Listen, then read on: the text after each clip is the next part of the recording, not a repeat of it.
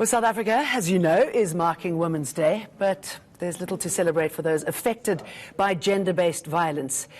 This has reached crisis proportions, with research showing that every day at least 3 women die at the hands of their partners. There have been summits and protests to highlight the issue, but how effective have these been? For more on this, I'm joined by social activist Nella Mda. Hello. Hi, Jane. Thank you. Thank you for coming in today. Pleasure. You've got quite a task ahead of you, haven't you, with this gender-based violence? It's a daunting task, but it's a task that can be executed. It's a task that requires a whole lot of commitment. It's a task that requires a whole lot of new lenses with which we must look at the struggle that is facing women. We may want to pay homage and tribute to the women of 1956, but the reality is that 63 years later, the picture looks very much gloomy for women of South Africa. As you have just mentioned right now, statistics shows us that every 4 hours, a woman passes through the face of the earth in the hands of their partner. That's a crisis. I mean, you can't even really get your head around it, can it? It's extraordinary and it's disgusting, and it's not going to stop anytime soon. But you know what makes it even more disgusting? It's disgusting because it has been made to be a norm. It has been normalized in our society. One of the things that has happened in our society, Jane, is that gender-based violence, initially, it was given a face of a hobo in the streets. It was given a face of a taxi driver, a person who's got no ethics. No. Gender-based violence perpetrator in 2019 is a CEO in a big corporate office, is a decision maker who sits in parliament, is a man who runs a law firm. I mean, the likes of Bongani Khoza, a person who runs his own law firm, Bongani Khoza Attorneys, here in Benmo Gardens, in Sandton. I'm talking about big names, the likes of Given Mkari.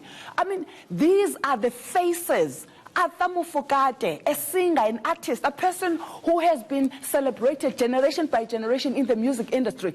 These are the monsters that are wearing the suits that must be called out, because they are the ones who represent the deepening of this crisis that our women find ourselves in. And it is a crisis that can no longer be looked at and be normalized and accepted.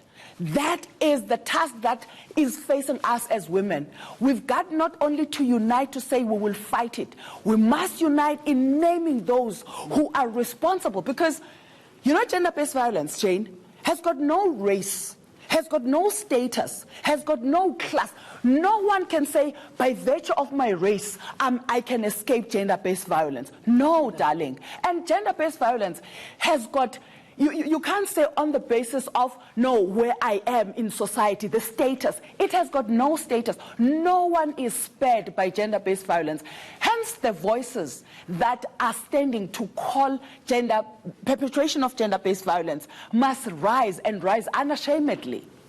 All right, so, I mean, you're calling out these names, and it's important to know that nobody is exempt here. But absolutely. So we've got a big problem. What do we do about it? The very first thing that we need to do is that us as women, we should not only be united to say it is wrong. No one in society must be shielded by another woman on the basis that I'm not the victim. When you are the victim, I must stand up with you as well. It shouldn't be the fact that on the basis of me not being directly affected, therefore, I can exempt myself. That is the starting point. The clarion call for an action of joining hands together as women will be the one that will make the difference. It is a united force of women who stand together, who will defeat the monsters in these corporate suits that are perpetrating among our children.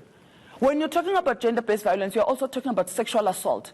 Tell me, what is in the mind of a man who rapes an 18-month-old baby? What is in the mind of that man? There is nothing you can do. And where does the sickness come from?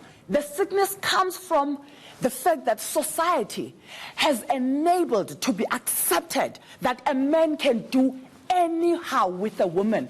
And society has got a very quick way of accepting the sins of a man, but of dismissing errors of a woman, mistakes of a woman. The society frowns upon them. But anything that is done by a man, instead of being called out, you will have the society being receptive and embracive to it. And that is the most disgusting demon that we have in our society, that the united voices of women must root out. And we are not going to be doing this for ourselves. We are the scarred women. We are the bleeding women. We are the women with wounds that are unbandaged. But what we are trying to do now is to bandage the wounds of our children who have already been exposed to this monster that is bedeviling our society. And I'm saying one of the most critical things that will make us to succeed in putting an end to this is not shielding anyone. No status must save you. You must be the president, be called out. You must be a celebrity, be called out.